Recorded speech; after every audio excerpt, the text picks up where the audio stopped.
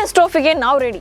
ನಮ್ಮ ಕ್ರೀಡಾಂಗಣಗಳಂತೂ super duper ಅಂತ build up ಕೊಟ್ಟಿದ್ದಂಥ Pakistan ತಮ್ಮ ಪ್ರಧಾನಿಯನ್ನೇ ಕರೆಸಿ ಮೈದಾನಗಳನ್ನು ಇನಾಗ್ರೇಟ್ ಮಾಡಿಸಿತ್ತು. ಹೊಸ ಸ್ಟೇಡಿಯಂನಲ್ಲೇ ವಾರ್ಮ್ ಅಪ್ ಮ್ಯಾಚ್ಗಳನ್ನು ಕೂಡ ಫಿಕ್ಸ್ ಮಾಡಿತ್ತು. ಆದರೆ ಆ ಕ್ರೀಡಾಂಗಣಗಳ ಅಸಲಿಯತ್ತು ಒಂದೇ ದಿನದಲ್ಲಿ ಬಟಾ ಬಯಲಾಗಿದೆ. ಆಟಗಾರನ ರಕ್ತ ಚಿಮ್ಮಿದೆ. ಚಾಂಪಿಯನ್ಸ್ ಟ್ರೋಫಿ ಹೆಂಗಪ್ಪ ಅನ್ನೋ ಪ್ರಶ್ನೆ ಮೂಡಿಸಿದೆ. ಅಷ್ಟಕ್ಕೂ ಏನಾಯ್ತು ಅನ್ನೋದನ್ನೇ ಈ ವಿಡಿಯೋದಲ್ಲಿ ಹೇಳ್ತೇನೆ. ನಾನು ಶಾಂತ. ನೀವು ಸುದ್ದಿಯಾನದ ಸಬ್ಸ್ಕ್ರೈಬರ್ ಆಗೋದಿಕ್ಕೆ ಮರಿಬೇಡಿ.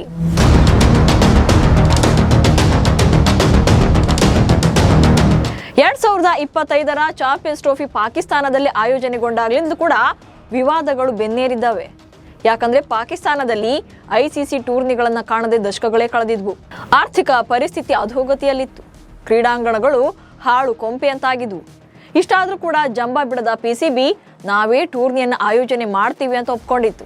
ಬಟ್ ಈಗ ಅಲ್ಲಿನ ಕ್ರೀಡಾಂಗಣಗಳಲ್ಲಿ ಹೇಗೆ ಆಡೋದು ಅಂತ ಬೇರೆ ಬೇರೆ ರಾಷ್ಟ್ರಗಳ ಆಟಗಾರರು ಟೆನ್ಷನ್ ಆಗಿದ್ದಾರೆ. ಅದಕ್ಕೆ ಕಾರಣ ಭಾರತೀಯ ಮೂಲದ ನ್ಯೂಜಿಲೆಂಡ್ ಆಟಗಾರ ರಚಿನ್ ರವೀಂದ್ರ ತಲೆಯಲ್ಲಿ ಚಿಮ್ಮಿರುವಂತ ರಕ್ತ. ಹೀಗಾಗಿ ಐಸಿಸಿ ಚಾಂಪಿಯನ್ಸ್ ಟ್ರೋಫಿ ನಡೆಯಲಿರುವಂತ ಲಾಹೋರ್ನ ಗಡ್ಡಾಫಿ ಕ್ರೀಡಾಂಗಣದಲ್ಲಿ ಎಲ್ಲವೂ ಸರಿ ಇದೆಯಾ, ಫ್ಲಡ್ ಲೈಟ್ ಸರಿಯಾಗಿ ಕೆಲಸ ಮಾಡ್ತೀವ್ಯಾ, ಈ ಬಗ್ಗೆ ಚರ್ಚೆ ಶುರುವಾಗಿದೆ. ಆತುರದಲ್ಲಿ ಎಡವಟ್ಟು ಮಾಡಿಕೊಳ್ತಾ ಪಿಸಿಬಿ ಚಾಂಪಿಯನ್ಸ್ ಟ್ರೋಫಿ ಆತಿಥ್ಯವನ್ನ ಹೊತ್ತಿರುವಂತ ಪಾಕಿಸ್ತಾನ ಅದಕ್ಕಾಗಿ 3 ಮೈದಾನಗಳನ್ನು ಆಯ್ಕೆ ಮಾಡಿತ್ತು. ಅದರಂತೆ ನವೀಕರಣ ಕೆಲಸಗಳು ಕೂಡ ಮುಗಿದಿತ್ತು. 2 ದಿನಗಳ ಹಿಂದಷ್ಟೇ ಗಡ್ಡಾಫಿ ಮೈದಾನವನ್ನು ಉದ್ಘಾಟನೆ ಮಾಡಲಾಗಿತ್ತು. ಹೀಗೆ ತಾವು ಐಸಿಸಿ ಟೂರ್ನಿಗೆ ರೆಡಿ ಅಂತ ಪಾಕಿಸ್ತಾನ ಕ್ರಿಕೆಟ್ ಮಂಡಳಿ ನ್ಯೂಜಿಲೆಂಡ್ ಮತ್ತು ದಕ್ಷಿಣ ಆಫ್ರಿಕಾ ತಂಡಗಳೊಂದಿಗೆ ತ್ರಿಕೋನ ಸರಣಿಯನ್ನು ಏರ್ಪಡಿಸಿತ್ತು. ಆದರೆ ಈಗ ಆಗಿರುವಂಥ ಎಡವಟ್ಟು ಪಿಸಿಬಿಯ ಕೆಲಸಗಳನ್ನು ಬಯಲಿಗೆಳೆದಿದೆ. ನಿಜಕ್ಕೂ ಪಾಕಿಸ್ತಾನ ವಿಶ್ವಮಟ್ಟದ ಕ್ರೀಡಾಂಗಣಗಳನ್ನು ಸಿದ್ಧಪಡಿಸಿದೆಯಾ ಎಂಬ ಪ್ರಶ್ನೆ ಮೂಡಿಸಿದೆ.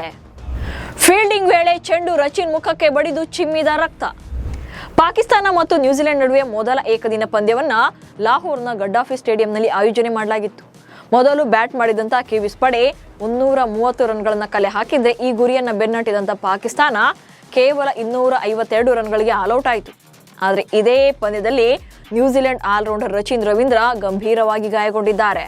ಪಾಕಿಸ್ತಾನ ಬ್ಯಾಟಿಂಗ್ ವೇಳೆ 38ನೇ ಓವರ್ನಲ್ಲಿ ರಚಿನ್ ರವೀಂದ್ರ ಅವರು ಸ್ಕ್ವೇರ್ ಲೆಗ್ನಲ್ಲಿ ಫೀಲ್ಡಿಂಗ್ ಮಾಡ್ತಾ ಇದ್ರು. ಈ ವೇಳೆ ಪಾಕಿಸ್ತಾನದ ಖುಷ್ದಿಲ್ ಶಾ ಹೊಡೆದಂತ ಸ್ವೀಪ್ ಶಾಟ್ ನೇರವಾಗಿ ರಚಿನ್ ರವೀಂದ್ರ ಅವರ ಕಡೆಗೆ ಹೋಗ್ತಾ ಇತ್ತು. ಅದು ಕ್ಲಿಯರ್ಲಿ ಕ್ಯಾಚ್ ಆಗ್ತಾ ಇತ್ತು.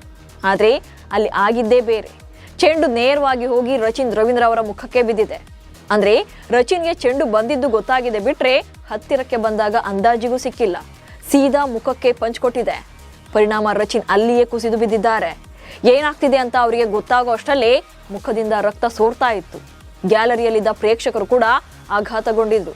ಕೂಡಲೇ ಮೈದಾನಕ್ಕೆ ಬಂದಂತ ನ್ಯೂಜಿಲೆಂಡ್ ತಂಡದ ಫಿಸಿಯೋ ಮತ್ತು ಮೈದಾನದಲ್ಲಿದ್ದಂಥ ರಕ್ಷಣಾ ಸಿಬ್ಬಂದಿ ರಚಿನ್ ಅವರ ಮುಖವನ್ನ ಟವೆಲ್ನಿಂದ ಮುಚ್ಕೊಂಡು ಅಲ್ಲಿಂದ ಮೈದಾನದಿಂದ ಚಿಕಿತ್ಸೆಗಾಗಿ ಹೊರಗಡೆ ಕರ್ಕೊಂಡೋಗಿದ್ದಾರೆ. ಫ್ಲಡ್ ಲೈಟ್ಗಳ ಕಳಪೆ ಗುಣಮಟ್ಟದಿಂದಲೇ ಅನಾಹುತ. ಅಸಲಿಗೆ ರಚಿನ್ ರವೀಂದ್ರ ಗಾಯಗೊಳ್ಳೋಕೆ ಕಾರಣವೇ ಕ್ರೀಡಾಂಗಣಗಳಲ್ಲಿ ಅಳವಡಿಸಿರುವಂತಹ ಫ್ಲಡ್ ಲೈಟ್ಸ್ಗಳು ಎಂಬ ಗಂಭೀರ ಆರೋಪ ಕೇಳಿ ಬಂದಿದೆ. ಚಾಂಪಿಯನ್ಸ್ ಟ್ರೋಫಿಗಾಗಿ ಗಡ್ಡಾಫಿ ಕ್ರೀಡಾಂಗಣವನ್ನು ನವೀಕರಣಗೊಳಿಸಲಾಗಿದೆ. ಆದರೆ ಕ್ರೀಡಾಂಗಣದಲ್ಲಿ ಅಳವಡಿಸಿರುವಂತಹ ಫ್ಲಡ್ ಲೈಟ್ಗಳು ಕ್ವಾಲಿಟಿ ಆಗಿಲ್ಲ. ರಚಿನ್ ಅವರು ಮಂದ ಬೆಳಕಿನಲ್ಲಿ ಚೆಂಡನ್ನು ಸರಿಯಾಗಿ ಗುರುತಿಸೋಕೆ ಆಗದೆ ಗಾಯ ಮಾಡಿಕೊಂಡಿದ್ದಾರೆ ಅಂತ ಲೋಕಲ್ ರಿಪೋರ್ಟ್ಸ್ ಕೂಡ ಹೇಳ್ತಾ ಇವೆ. ಕಳಪೆ ಗುಣಮಟ್ಟದ ಫ್ಲಡ್ ಲೈಟ್ಗಳೊಂದಿಗೆ ಕ್ರೀಡಾಂಗಣಗಳನ್ನ ಮಾಡರ್ನೈಸ್ ಮಾಡಲಾಗಿದೆ ಅಂತ ಸೋಷಿಯಲ್ ಮೀಡಿಯಾಗಳಲ್ಲೂ ಕೂಡ ಭಾರಿ ಆಕ್ರೋಶ ವ್ಯಕ್ತವಾಗ್ತಾ ಇದೆ. ಹೀಗಾಗಿ ಪಾಕಿಸ್ತಾನದಲ್ಲಿ ಅಂತಾರಾಷ್ಟ್ರೀಯ ಪಂದ್ಯಗಳನ್ನು ಆಡಲು ಐಸಿಸಿ ಹೇಗೆ ಅನುಮತಿ ನೀಡಿತು? ಕಳಪೆ ಗುಣಮಟ್ಟದ ಲೈಟ್ಗಳಿಂದ ರಚಿನ್ ಗಾಯಗೊಂಡಿದ್ದಾರೆ. ಆಟಗಾರರ ಸುರಕ್ಷತೆಗೆ ಐಸಿಸಿ ಬದ್ಧವಾಗಿರಬೇಕು ಅಂತ ಕಿಡಿಕಾರ್ತಿದ್ದಾರೆ. ಸದ್ಯ ಇಂಟರ್ನ್ಯಾಷನಲ್ ಮಟ್ಟದಲ್ಲಿ ತಮ್ಮ ಕ್ರಿಕೆಟ್ ಮೈದಾನಗಳನ್ನ ಫುಲ್ ಪಾರ್ಶ್ ಮಾಡಿದ್ದೇವೆ ಅಂತ ಹೇಳ್ಕೊಳ್ತಾ ಇರುವಂತ ಪಿಸಿಬಿ ಅಂತಾರಾಷ್ಟ್ರೀಯ ಪಂದ್ಯವೊಂದಕ್ಕೆ ಕಳಪೆ ಲೈಟಿಂಗ್ಸ್ಗಳನ್ನು ಅಳವಡಿಸಿ ನಗೆಪಾಟಲಿಗೀಡಾಗಿದೆ.